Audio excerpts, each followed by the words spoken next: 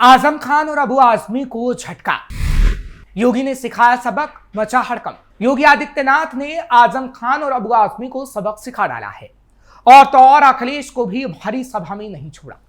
मौका था विधानसभा में महिला आरक्षण पर बोलने का और योगी आदित्यनाथ ने ऐसा बोला कि अखिलेश तो नपे ही, आजम खान और अबू आजमी भी नप गए, जिसके बाद हड़कंप मचा और सपाइयों के मन पर सांप लौटने लगे। इसलिए बात पते की होगी और उन सपाइयों की होगी जिसने महिला आरक्षण को मुद्दा तो बनाया, लेकिन अपने ही बनाए जाल में वो फंस गए। और साथ ही साथ किस तरीके से मायावती का भी जिक्र हुआ, जो कि 2027 से पहले होना जरूरी था, जिसमें समाजवादी पार्टी के गुंडों का भी जिक्र था। नमस्कार, कैपिटल टीवी का खास शो बात पते की देख रहे हैं आप। मैं हूं आपके साथ हर्ष भारद्वाज। उत्तर प्रदेश विधानसभा के विशेष सत्र में मुख्यमंत्री योगी आदित्यनाथ ने समाजवादी पार्टी और कांग्रेस पर जमकर निशाना साधा है। इस दौरान सीएम योगी ने सपा नेताओं पर जमकर निशाना साधा और तो और योगी आदित्यनाथ की तरफ से कहा गया कि आप लोग तो पूजा पाल की आंखों के आंसुओं को तक नहीं पहुंच पाए, आप लोगों को कोई सहानुभूति महिलाओं से है ही नहीं।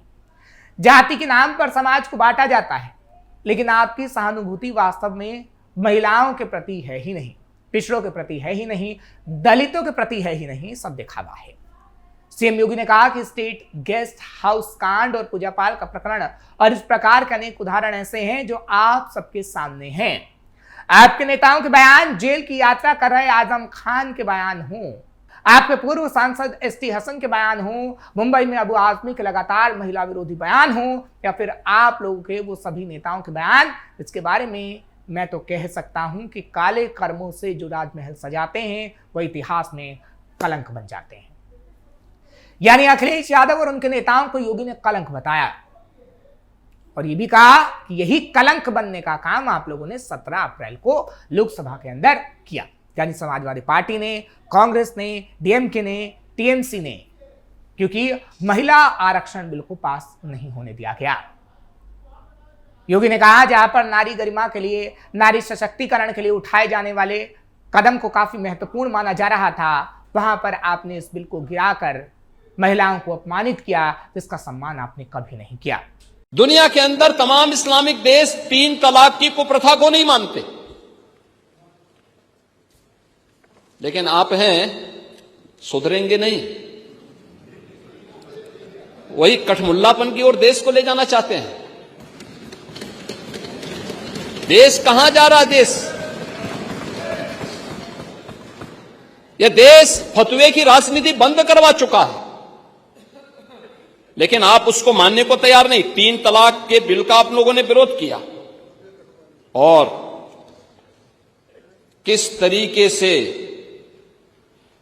आप लोग उन दुर्दांत माफियाओं के सामने नाक रगड़ते थे। यहां पे तो समाजवादी पार्टी की ही विधायक श्रीमती पूजा पाल उसका सबसे बड़ा उदाहरण है। एक गुंडा और एक माफिया के सामने समाजवादी पार्टी किस प्रकार से नतमस्तक होती थी जब स्वर्गीय राजू पाल की हत्या होती है।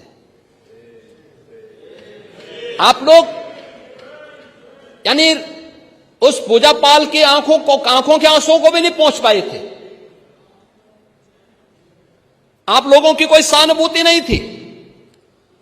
आप जाति के नाम पे समाज को बांटते हैं, लेकिन आपकी सहानुभूति वास्तव में महिलाओं के प्रति नहीं है, पिछड़ों के प्रति नहीं है, दलितों के प्रति नहीं है। स्टेट गेस्ट हाउस कांड और पूजा पाल का प्रकरण और इस प्रकार के अनेक उदाहरण ऐसे हैं जो आप सबके सामने, आपके नेताओं के बयान, जेल की यात्रा कर रहे आजम खान के बयान हो, आपके पूर्व सांसद एसटी हसन के बयान हो, मुंबई में अबू आजमी के लगातार महिला विरोधी बयान हो, या फिर आप लोगों के वे सभी नेताओं के बयान, जिसके बारे में मैं तो कह सकता हूं कि काले कर्मों से जो राजमहल सजाते हैं वही इतिहास में कलंक बन जाते हैं। और यही कलंक बनने का काम आप लोगों ने 17 अप्रैल को लोकसभा के अंदर समाजवादी पार्टी ने, कांग्रेस ने, डीएमके ने, टीएमसी ने बनने का काम किया है। इतना ही नहीं, योगी आदित्यनाथ ने कहा सपा और कांग्रेस महिला विरोधी पार्टी है, इनकी मानसिकता महिला विरोधी है।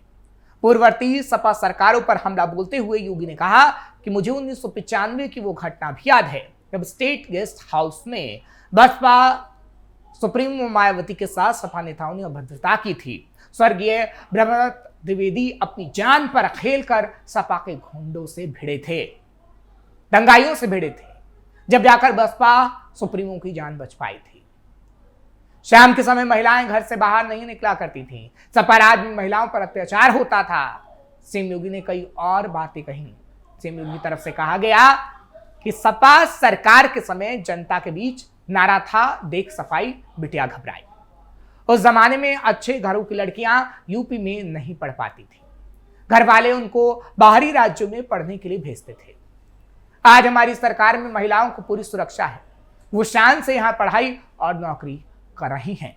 हालांकि योगी आदित्यनाथ की तरफ से जब ये सारे बयान दिए गए, लेकिन इन सब के बीच योगी का मायावती को कही गई बात चर्चा का विषय इस वक्त बना हुआ है। जो उन्होंने कहा कि 1995 की वो घटना, क्या आपको याद है जब स्टेट गेस्ट हाउस में बसपा अध्यक्ष मायावती के साथ सपा नेताओं ने अभद्रता की थी और स्वर्गीय ब्रह्मदत्त द्विवेदी अपनी जान पर खेलकर सपा के गुंडों से भिड़ गए थे, जिसके बारे में भी आपको जान लेना चाहिए कि योगी ने ऐसा क्यों कहा, क्यों जिक्र किया। क्योंकि पूर्व बीजेपी विधायक और पूर्व मंत्री ब्रह्मदत्त द्विवेदी, जो हम सबके बीच इस वक्त नहीं है, उनको गनर ने मार दिया था। सपा के पूर्व विधायक विजय सिंह और माफिया संजीव माहेश्वरी की उम्र कैद की सजा भी इस मामले में हाईकोर्ट ने बरकरार रखी थी। और जब से लेकर आज तक सपा और बीजेपी में भिड़ंत होती है और जब भी चुनाव आता है तो हम देखते हैं बीजेपी इस मामले को लेकर समाजवादी पार्टी पर कटाक्ष करने का काम करती है। और आज योगी आदित्यनाथ ने भी इसी को लेकर कटाक्ष किया। द्विवेदी की हत्या के पीछे राजनीतिक कारण बताया जाता है कि द्विवेदी की हत्या के पीछे राजनीतिक कारण थे। लोग उनकी लोकप्रियता से घबराने लगे थे, साथ ही कई नेता उन्हें अपने भविष्य का संकट मानने लगे थे। लेकिन जिस तरीके से मायावती की उन्होंने मदद की, वो एक बड़े राजनेता बन गए थे और आज तक उनका जिक्र होता है, जैसा योगी ने विधानसभा में किया। क्योंकि योगी आदित्यनाथ ने साथ साथ उनका जिक्र करते हुए भी कहा कि मायावती को समाजवादी पार्टी के गुंडे किस तरीके से मारने आए थे, लेकिन उनका किस तरीके से जान बचाना सुर्खियों का विषय रहा था। आज भी बीजेपी उसे याद दिलाने से नहीं भूलती, जिस तरीके से योगी ने दिलाया। क्योंकि जून 1995 को स्टेट गेस्ट हाउस कांड में जिस तरह ब्रह्मदत्त द्विवेदी ने बसपा नेता मायावती को बचाया था, साथ ही मायावती और कांशीराम पर हमला बोलने आए सपा से मोर्चा लिया था, उसके चलते द्विवेदी लगातार चर्चा का विषय बने हुए थे।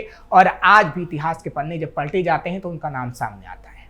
उनका राजनीतिक कद काफी बढ़ गया था।